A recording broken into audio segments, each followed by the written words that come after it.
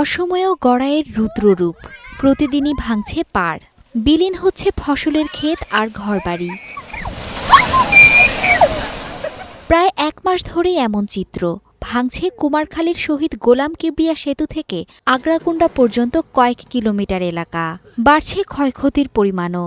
আতঙ্কে দিন কাটছে অন্তত ৩০০ পরিবারের, দুশ্চিন্তায় চাষিরাও। সবকিছু ছিল, এখন নদীতে ভেঙে চলে গেছে। আমাদের এখন থাকার ভেতরে শুধু বাড়িটাই আছে, আর অন্য কিছুই নেই। এটা হুমকির মধ্যে আমরা থাকি। এখন বন্যা আসে, আমরা হুমকির মধ্যে, কোন সময় আমাকে বাড়ি ভেঙে যাইব, কোন সময় হইব, অনেক কিছুর ভিতরে আমরা আছি। এবারটা বর্ষা হলে আমরা টিকতে পারবো কি না পারবো, আমাদের এটা গ্যারান্টি নাই। গড়াইয়ের ভাঙন রোধে কয়েক বছর আগে বাঁধের কাজ শুরুর উদ্যোগ নেয় পানি উন্নয়ন বোর্ড। তারপর নেই কোনো দৃশ্যমান অগ্রগতি।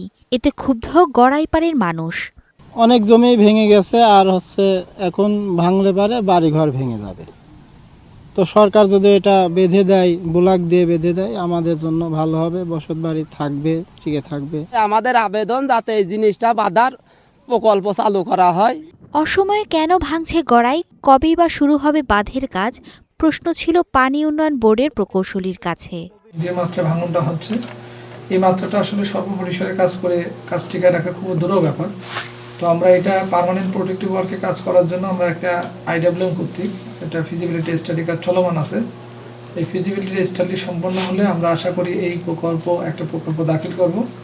এই প্রকল্পের আওতায় সেখানে আমরা স্থায়ী প্রতিরক্ষামূলক কাজ বাস্তবায়ন করব। গড়াই নথপাড়ি কুমারখালী পৌরসভা। আতঙ্কিত মানুষ দ্রুত চান ভাঙন রোধে টেকসই বাঁধের কাজ। Desk report, star news.